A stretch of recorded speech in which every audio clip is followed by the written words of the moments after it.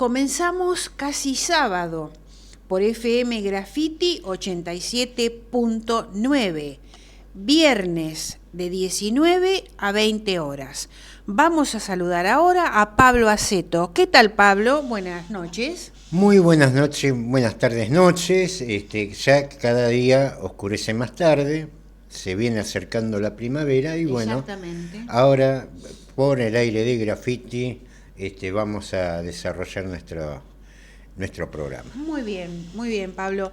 Y vamos a empezar, como es costumbre, con la columna internacional de Carlos Juncos. Muy buenas noches, estimados oyentes de Casi Sábado.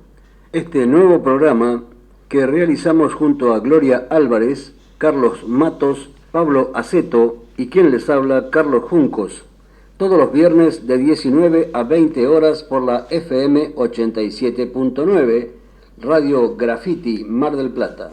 Sean todos muy bienvenidos a una nueva edición de la columna internacional.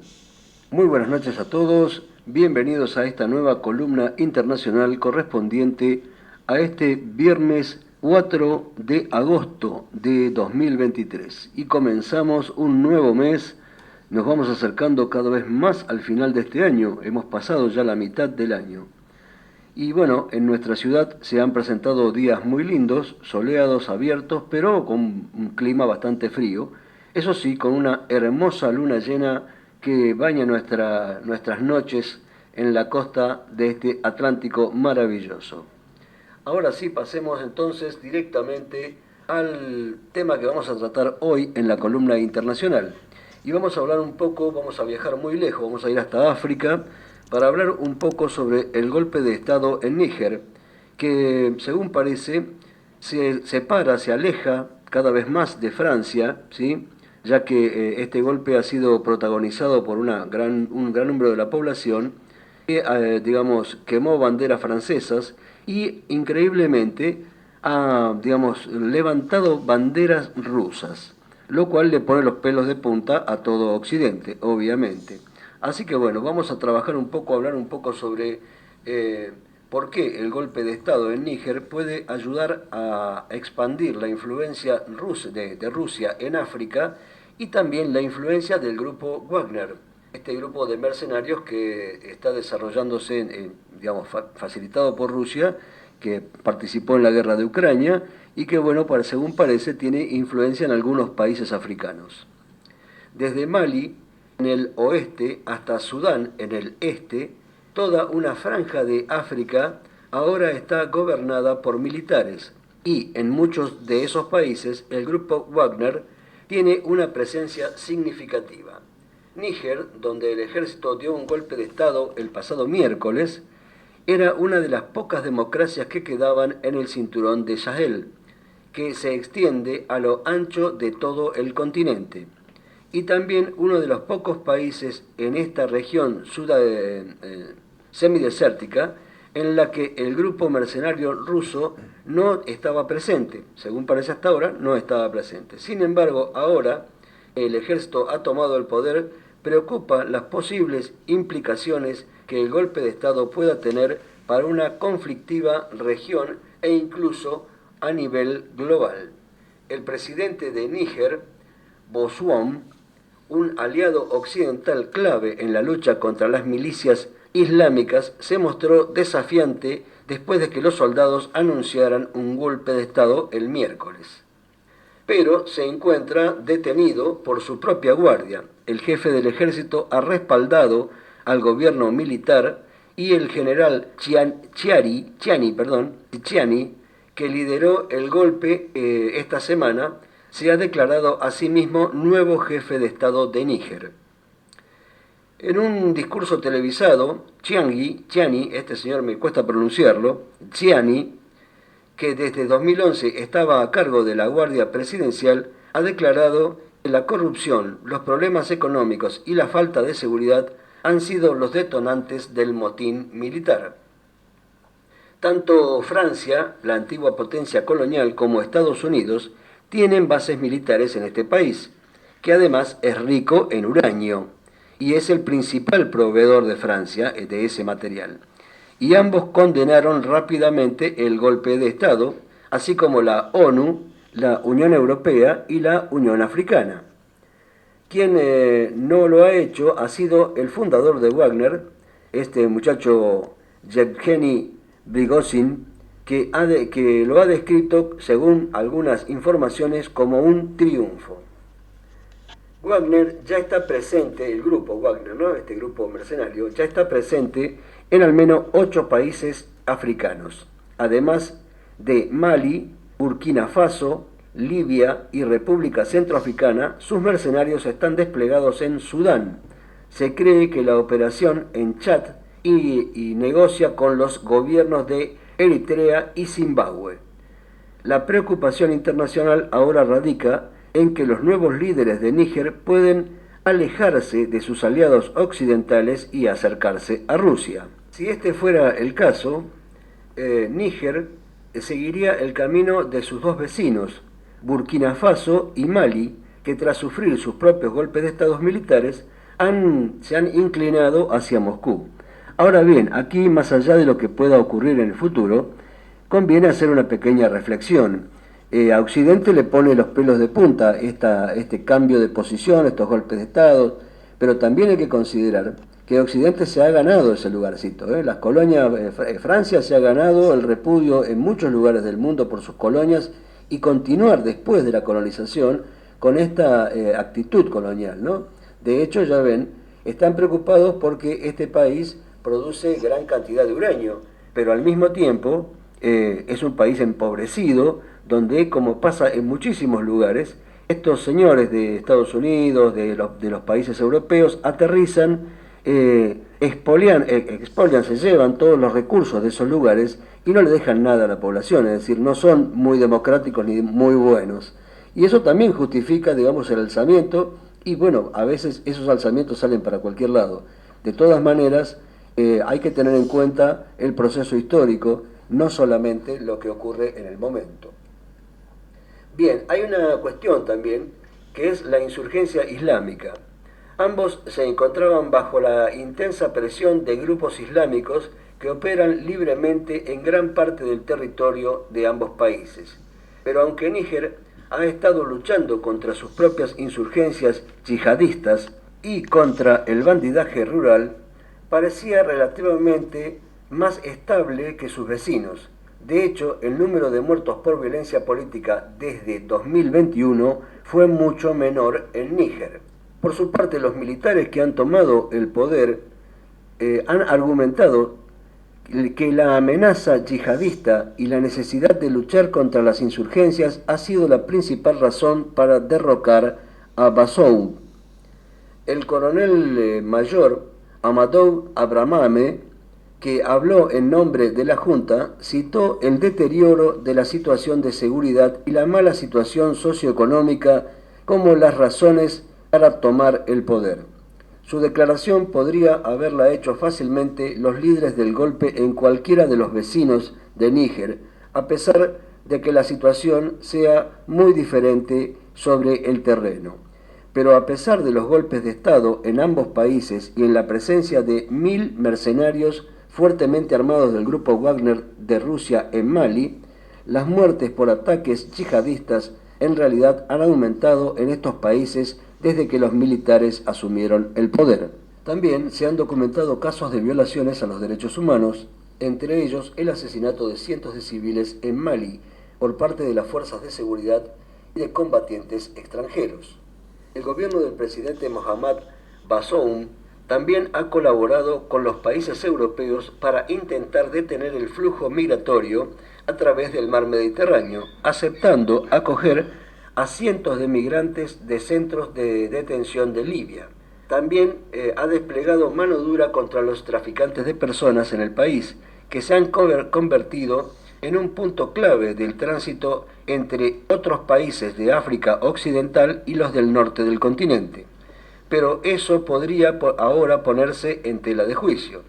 Además, si los militares exigen a las tropas occidentales y las de la Unión Europea que abandonen Níger, como ya hicieron en Mali y Burkina Faso, sería un gran golpe para la lucha contra la inseguridad islámica, que podría actuar rápidamente para aprovechar cualquier inestabilidad en el país.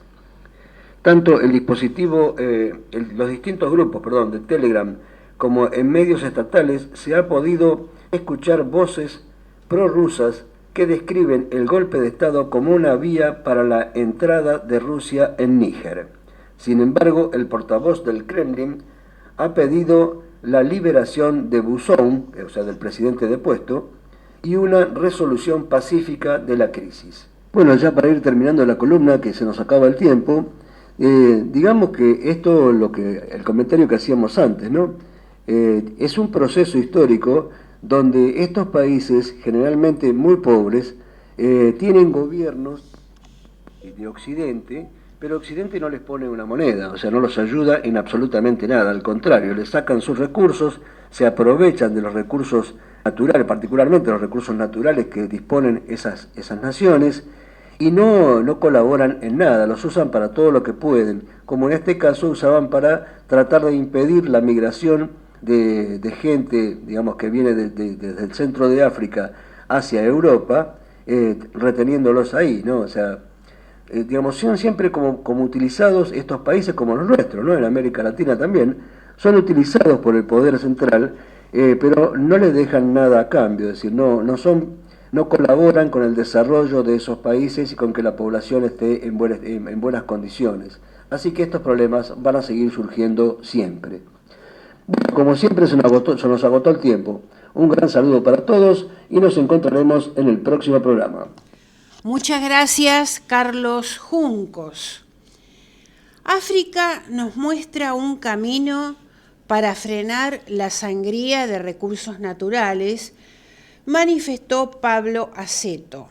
En diálogo con Cazador de Noticias, el dirigente del Partido Socialista Auténtico de Mar del Plata, Batán, Pablo Aceto, planteó que para la prensa occidental y sobre todo para los gobiernos de Francia y Estados Unidos, los hechos que vienen ocurriendo desde hace varios días en Níger responden a un típico golpe militar protagonizado por oficiales del ejército ambiciosos de poder.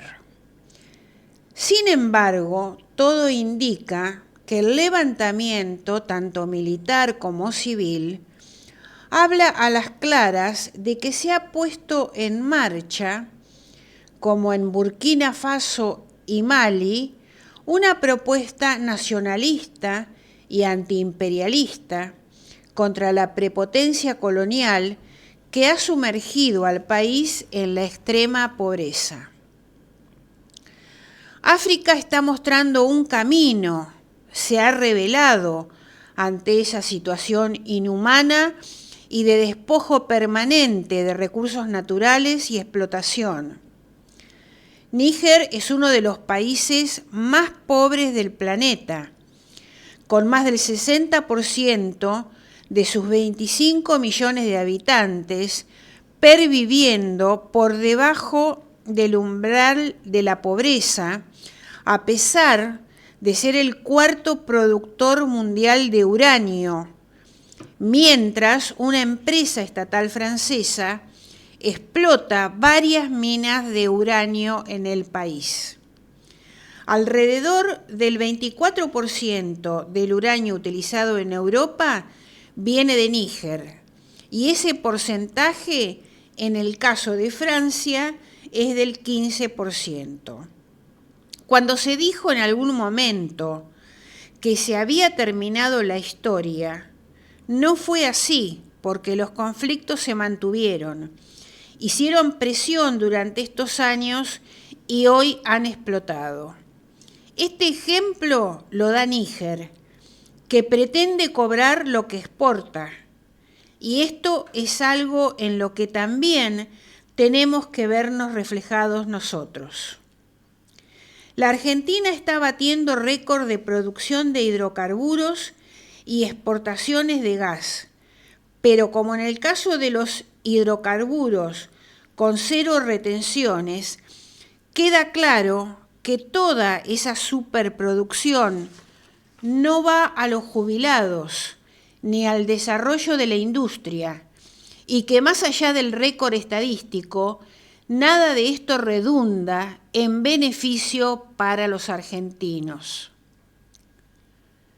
Llama la atención que en una elección presidencial no se hable de ninguna de estas cuestiones, sino de modificar los convenios de trabajo o aumentar la edad jubilatoria. Nadie habla de lo que es esta sangría permanente de recursos que se van y claramente no en beneficio de los argentinos. África está mostrando un camino para frenar la sangría de recursos naturales en el que tenemos que empezar a vernos reflejados. Por supuesto, los grandes medios de estas cosas no hablan porque tienen miedo del contagio, de ver que los africanos están de pie y exigen ni más ni menos lo que les corresponde, hacer negocios de igual a igual y no ser nada más que un proveedor de recursos naturales en base a la explotación y la miseria de su pueblo, termina diciendo Pablo Aceto. Si querés leer la nota, la encontrás en el portal Cazador de Noticias. Vamos a otro tema. Venimos a Mar del Plata. Tras la recomposición salarial, ¿cuánto cobran el intendente y sus funcionarios? Tras la última recomposición salarial de los trabajadores municipales, el monto del empleado administrativo inicial con 40 horas quedó fijado en 169.042 pesos. En función de este básico, se fijan las remuneraciones, compensaciones y bonificaciones del intendente, funcionarios, concejales y defensores del pueblo. Por ejemplo, el sueldo del intendente está determinado por la Ley Orgánica de las Municipalidades, que establece que le corresponden 16 sueldos básicos mínimos de la escala salarial municipal. Es decir, que el salario bruto mensual, o sea, sin tener en cuenta la aplicación de las retenciones y descuentos de Guillermo Montenegro, equivale a 2.704.686 pesos. Los secretarios de Hacienda, Germán Blanco, de Cultura, Carlos Balmaceda, de Educación, Sebastián Puglisi, de Seguridad, Martín Ferlauto, de Producción, Adrián Consoli, de Salud, Viviana Bernabei, de Desarrollo Social, Vilma Baragiola, de Obras y Planeamiento Urbano, Jorge González, de Gobierno, Santiago Bonifati, los presidentes de entes descentralizados y el contador general, al igual que el presidente del directorio y el síndico de obras sanitarias, reciben 9 sueldos básicos. Es decir, que el sueldo bruto asciende a 1.521.386 pesos.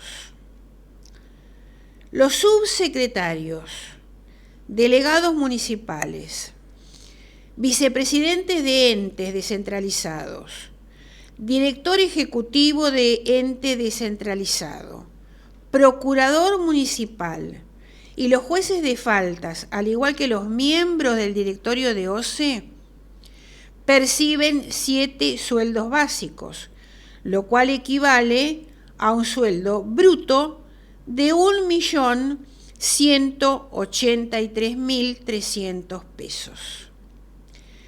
Las remuneraciones del administrador general de la Agencia de Recaudación Municipal, el tesorero municipal, el contador, el director general de contrataciones y el director de la Orquesta Sinfónica están fijados en 6 sueldos básicos, o sea, 1.014.257 pesos. Los directores generales, el director de la banda de música, el director de Orquesta Municipal de Tango, el secretario del Consejo Deliberante, al igual que los 24 concejales y los 3 defensores del pueblo, perciben 5 sueldos básicos, o sea, un salario bruto que equivale a 845.214 pesos. Además, los concejales cobran un incremento por antigüedad.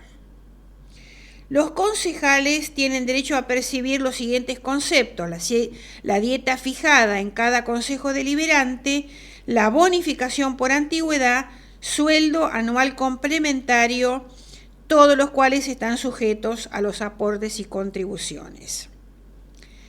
Estos son los sueldos. Digamos que no son sueldos que estarían mal. Lo que pasa que si uno los compara con los que cobra la mayoría de la gente, son sueldos altos.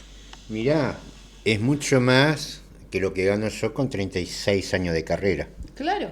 Mucho más. Claro. Pero hoy vamos a dividir las cosas por partes, ¿no? Una cosa son los funcionarios de carrera, como el caso del tesorero, como algún otro caso más, que son los que en definitiva son los responsables de la recaudación y la custodia de los fondos municipales. Está, por ejemplo, el caso de el Consejo Deliberante, el HCD. El H, que habla de honorable, sí. No se refiere a la condición moral de sus integrantes, se refiere a su carácter honorífico. ¿Se entiende de lo que se está hablando? El carácter honorífico. Quiere decir que no tendría que percibir ningún sueldo. Quiere decir que no tendría que percibir ningún sueldo. Porque es honorífico. Claro. El carácter del cargo de concejal, como lo dice la Carta Orgánica, es de carácter honorífico. Lo clásico, las viejas discusiones que había en Mar del Plata eran básicamente dos. Me acuerdo los escándalos que había, que era el aumento del boleto colectivo, sí, y el aumento de las dietas, sí, porque se votaban las dietas. Si no se votaban, las dietas quedaban como quedaban. Entonces claro, había toda una discusión sobre la dieta que se votaban los concejales. Ya hace un tiempo, no solamente en Mar del Plata, sino la mayoría de los consejos deliberantes, que recordemos, estamos hablando provincia de Buenos Aires, todos compartimos la misma Carta Orgánica. La Carta Orgánica es la constitución, llamémoslo así, de las municipalidades. Es la misma para Mar del Plata, para Benito Juárez, para La Plata, para La Matanza, para Quilmes. Todos tenemos la misma Carta Orgánica. Porque no somos autónomas, no tenemos una Carta Orgánica propia. Habrá una discusión si eso está bien o si eso está mal, pero es otra discusión. Pero de hecho, todos los consejos deliberantes, entre ellos los de Mar del Plata, son HCD, son honoríficos.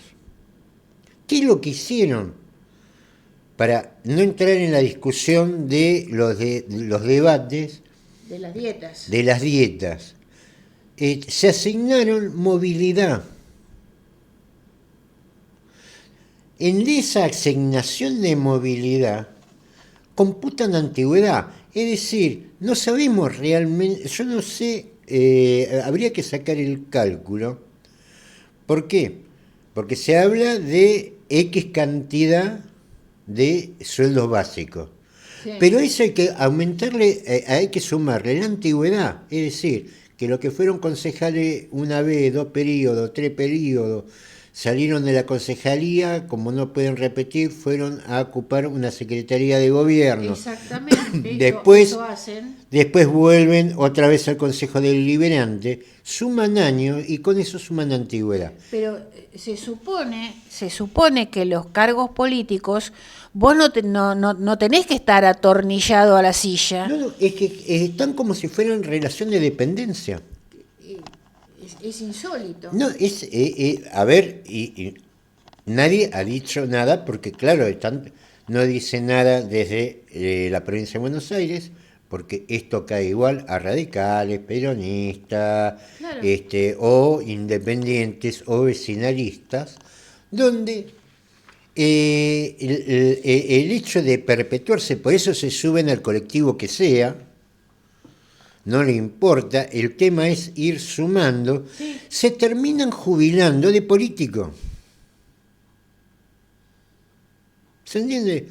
Cumplen antigüedad, cobran por antigüedad y terminan, en el caso de la provincia de Buenos Aires, no hablo de las demás provincias porque no conozco sus cartas orgánicas, como se divide. El caso de la provincia de Buenos Aires son municipios, en otras provincias son departamentos, no sé qué características tendrán, francamente no lo sé, sí sé, como en la provincia de Buenos Aires, terminan cobrando. Recordemos que incluso el IPS tiene antigüedad, reconoce la movilidad también, en verdadera jubilación de privilegio, porque no es que cumplieron una función como empleados públicos, como médicos, como servicio penitenciario, como casineros, uh-huh, que están ahí, como el caso de docentes, cobran la antigüedad sobre valores muy altos. Hay que vuelvo al principio. HCD, Honorable Consejo Deliberante, y lo honorable se refiere al carácter de honorario. Claro. Es lógico que cobren una dieta por gasto de representación que se tiene. Bueno, eso fue siempre igual. Hay una historia, por ahí me voy un poco del tema, pero hace al reflejo de cómo se consideraba eso antes. El exintendente Lombardo, en su última función pública, fue concejal. Esto lo charlábamos una vez con algunos amigos, me comentaron la historia que fue muy representativa de lo que era esa dirigencia. El intendente Lombardo, su última actuación política fue como concejal. Él ya estaba jubilado. Y entonces le fueron a decir, bueno, tiene que cobrar la dieta. Era en esa época, no eran 6 sueldos, era la dieta. Lombardo les dijo, no, yo estoy jubilado, yo estoy cobrando mi jubilación. Pero lógicamente en la contabilidad de la municipalidad, que tenía que pagar esa dieta, porque estaba ordenado por ordenanza, entró en toda una discusión con Lombardo que no quería cobrar, porque él decía que él es jubilado, no necesita cobrar ninguna dieta. Entonces, en ese momento, al tesorero de aquella época se le ocurre una idea para solucionar el problema contable, el problema administrativo de una plata que la tenía que ejecutar sí o sí porque estaba por ordenanza. Y le plantea a Lombardo, decir, haga una cosa, Lombardo, cobre sueldo y dónelo. Lo que respondió Lombardo es, yo no puedo donar lo que no me pertenece. ¿Qué conductas distintas a las actuales? Bueno, más allá de que estemos hablando de sueldos estimativos sujetos a la aplicación de las retenciones y descuentos obligatorios, y de que el jefe comunal haya anunciado que bajará su salario en un 30% y un 20% el de los funcionarios de su gabinete, como parte de un plan de austeridad, no puede perderse de vista ni dejar de tener en cuenta que la actual administración municipal batió el récord de cargos que ostentaba el ex intendente Gustavo Pulti, con un staff conformado por 103 funcionarios políticos, cuyo número se había reducido a 82 durante la gestión de Carlos Fernando Arroyo. Y actualmente el intendente Montenegro tiene 135 cargos políticos. Es muy recordada una nota que hice sobre la gestión de Arroyo, porque me salieron a pegar, a Vilma, me salió todo el mundo a pegar, que para mí la gestión de Arroyo fue un fracaso, pero en algo le tengo que reconocer. La mayoría de los funcionarios de Arroyo ya eran empleados de carrera, quiere decir con esto que no se agregaba ningún sueldo más. Claro. Cobraban lo que correspondía por ser funcionario de carrera, que los pone adelante en el gabinete. Digo, eso también como reconocimiento a alguien que yo critiqué mucho, pero al cual debo reconocer que si bien uno cuestiona la preponderancia política que le quiso dar al hijo, que para mí eso no correspondía, porque no, la verdad, independientemente de su incapacidad, esa idea monárquica de poner la descendencia es por demás cuestionable. Sí hay que decir que por lo menos tuvo el pudor de la mayoría de los cargos políticos poner funcionarios del área, el cuales ya venían cobrando el sueldo y correspondía, que es más, y siguen, porque son funcionarios de carrera. Claro. Ese reconocimiento dentro de lo que fue la crítica.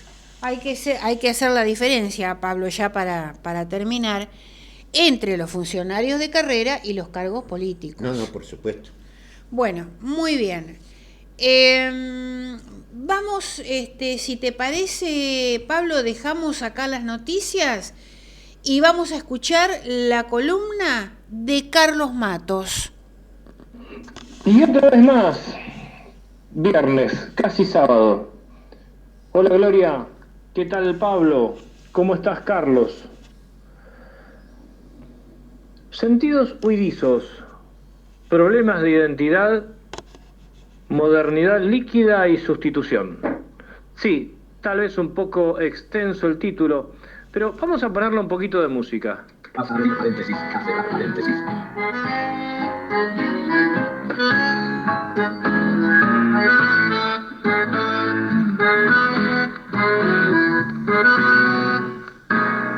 Estos compases son los del tema... Sí, Flaca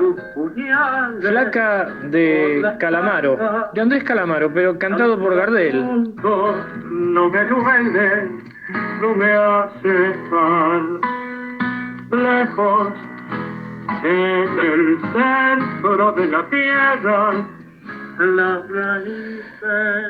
Esta semana tuve la posibilidad de escuchar a Gardel cantando Flaca, y por supuesto un tema que se difundió por todas las redes, muchachos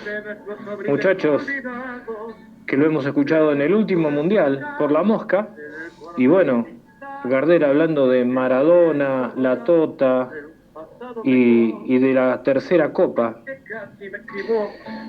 Y te digo poco a poco, no me mientas, no me digas la verdad. Sí, puede resultar divertido. También tuve la posibilidad de escuchar a Queen, o mejor dicho a Mercury, en Rapsodia Bohemia, en una versión tanguera.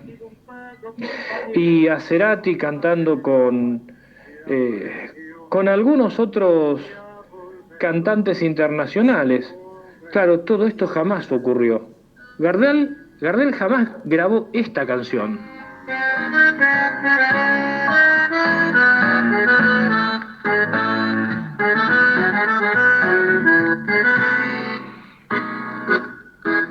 Charlando con varios jóvenes, les resultó muy divertido y por supuesto que la inteligencia artificial abre varias puertas.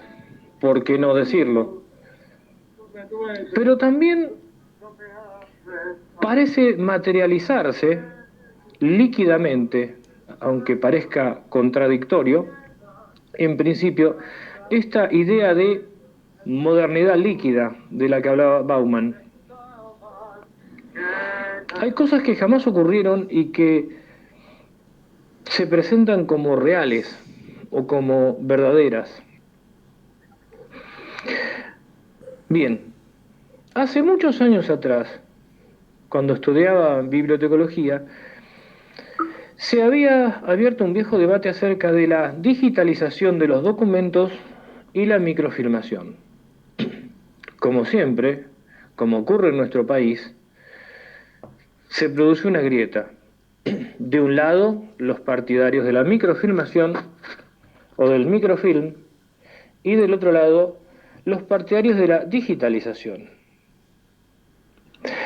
En aquel momento debo reconocer que yo me había enrolado muy fuertemente dentro de los partidarios del microfilme, lo que hizo que, bueno, algunos compañeros de estudio me trataran de retrógrados porque ya se empezaba a escanear y a digitalizar. Bueno, pero quiero recordar los argumentos. Para preservar los documentos, en muchos lugares se los microfilmaba y se guardaba esos microfilms en cajas de seguridad o en lugares muy a resguardo. Es cierto que la digitalización bajó los costos y permitió una masificación de esa información. Y por supuesto que yo estoy de acuerdo con la masificación y con la digitalización, siempre y cuando no se pierda la microfilmación o un soporte más seguro. Acá los argumentos en favor y en contra. Los argumentos a favor de la digitalización tienen que ver con, insisto una vez más, la masificación de todos esos documentos y que todo el mundo pueda acceder. Bueno, cuando yo estaba haciendo la carrera, en realidad Internet recién llegaba a algunos países. La cosa no era tan masiva. Pero de todas maneras se sabía cuál era la revolución digital o hacia dónde nos íbamos a acercar. De manera que la digitalización está muy bien, insisto, porque permite una masificación de la información. Pero ahora imaginémonos lo siguiente. Todos los documentos digitalizados y que se pierdan los documentos en papel o en otro soporte. Un documento digitalizado es muy fácil de adulterar. Pueden cambiarse todos los parámetros. Y entonces, antidatar fechas, arreglar algún dato histórico, cambiar algún faraón de dinastía, cambiar algún hecho histórico. En cambio, los documentos antiguos microfilmados son más difíciles de alterar porque, insisto, a un microfilme no se le puede cambiar así como así los parámetros. En cambio, con un documento digitalizado es mucho más fácil.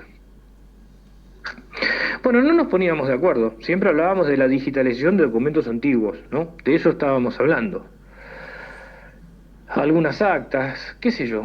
Imaginemos las actas de la independencia de algunos países, microfilmadas y digitalizadas. Se podría cambiar algún detalle a futuro en el documento digitalizado, no así en el microfilme. Bueno, pero para no irnos de tema, en cuestiones de modernidades líquidas, volvamos a la imaginación. Si se perdieran todos los soportes cristalizados o fijos, como el papel, el papiro o alguna lámina, y quedara únicamente la digitalización, no tendríamos ninguna seguridad acerca de los hechos históricos verdaderos, porque podrían ser alterados a gusto y placer de cualquiera que anduviera por ahí o que tuviera la posibilidad de entrar en las bases o en los archivos documentales. Sí, por supuesto, hay muchísimas medidas de seguridad, pero la adulteración es mucho más fácil. La microfilmación es mucho más cara, mucho más engorrosa, pero tiene a su vez la ventaja de ser más difícil de adulterar.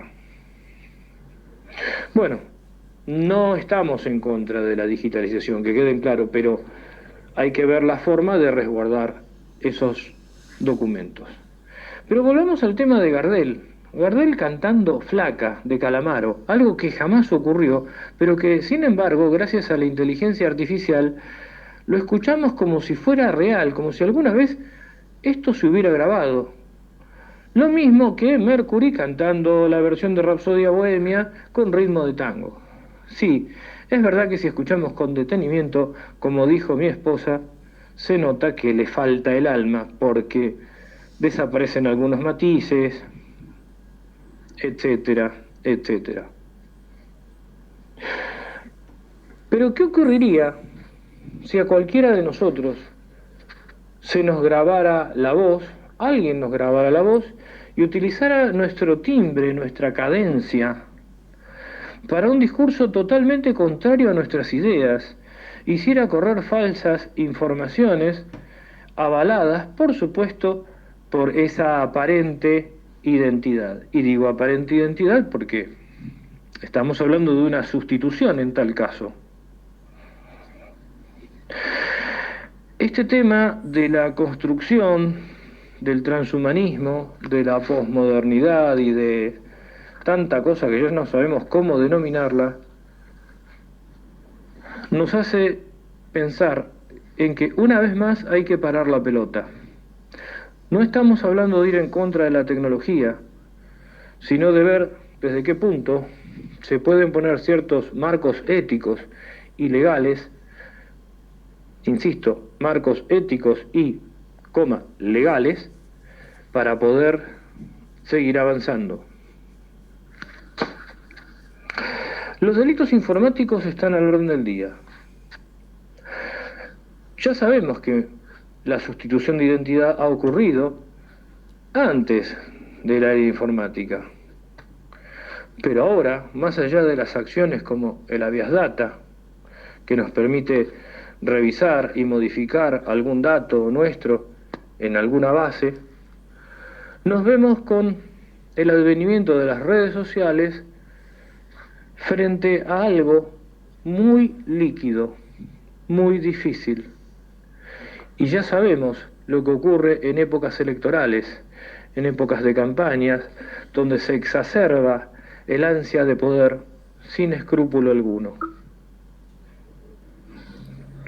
Esto que parece un divertimento y que está bien para pasar un rato, debería hacernos reflexionar.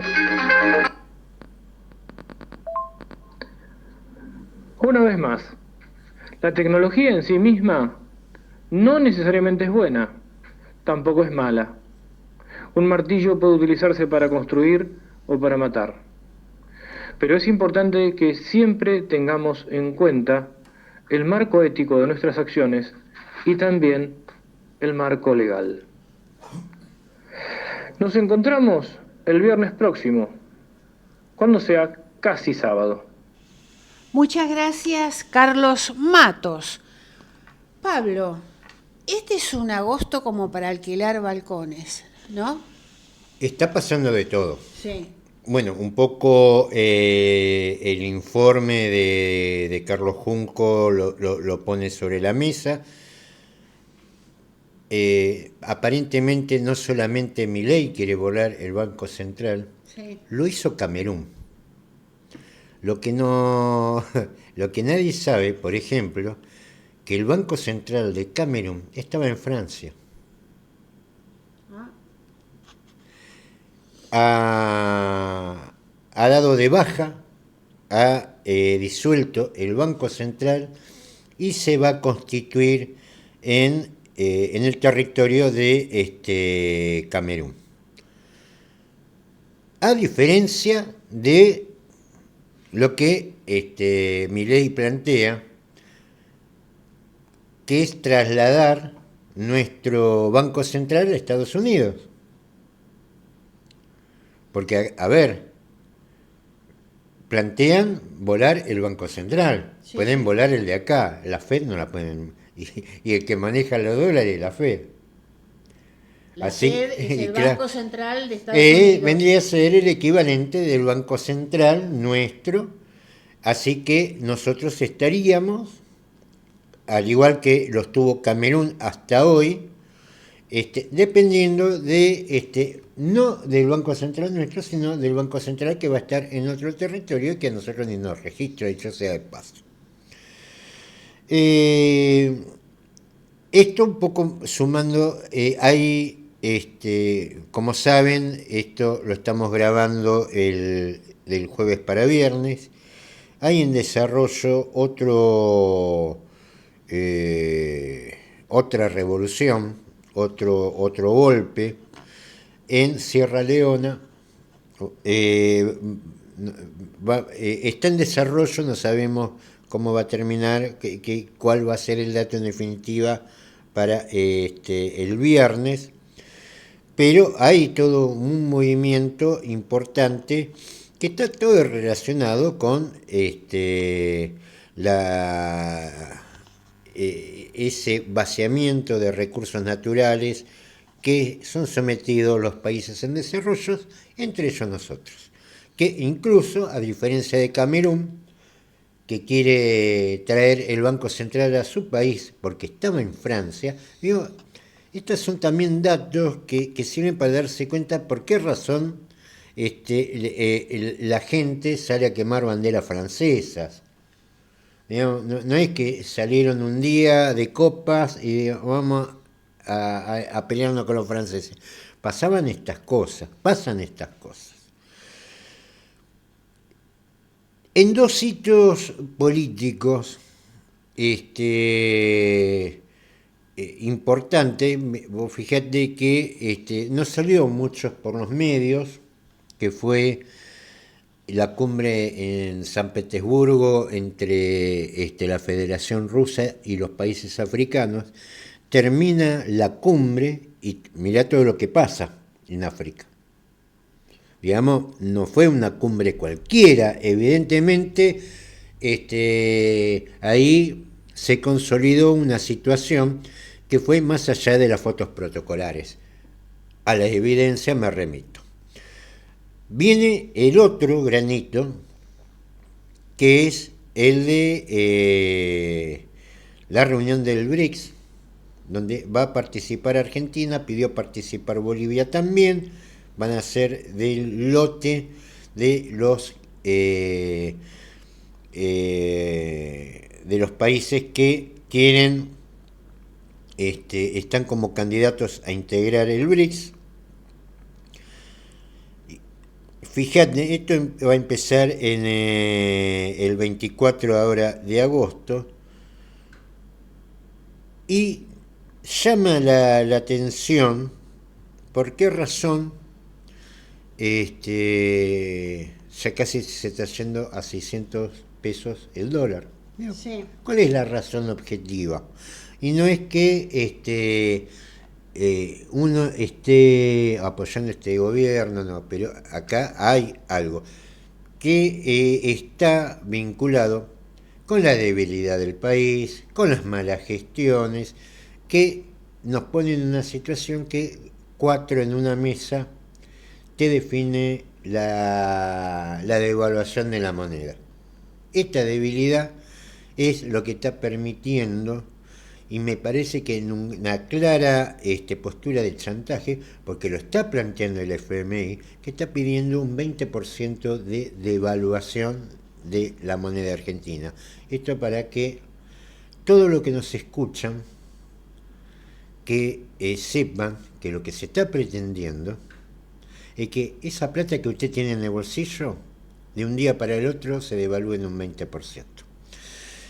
Lógicamente, aparte de los que nos escuchan, también están los tenedores de bono, hay toda una pugna ahí. 20% más pobres. 20% más pobres, exactamente.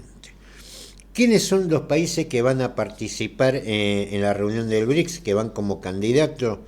Y la verdad que uno espera que esto se defina rápido para terminar con todas estas cuestiones. Es Argelia, es Argentina, Bahrein, Bangladesh, Irán, México, Nigeria, Arabia Saudita, Emiratos Árabes Unidos, Venezuela. Los 4 últimos son potencias energéticas. Potencias energéticas. Bueno, el caso de Bangladesh, que por ahí alguno dirá, no tiene ante nuestros oídos el estatus de una Francia, pero es una potencia en tecnología, al punto que también quiere competir con China y con la India para poner su moneda como para transacción internacional. Esos niveles. El caso también de Egipto, Etiopía, de las reservas minerales más importantes del mundo, a este BRICS, que ya es el 42% de la población mundial, y se le agrega un México. Se le agrega Argelia, otra potencia. El gas que tiene Europa, aparte del que le lleva a Estados Unidos, es el que le manda a Argelia.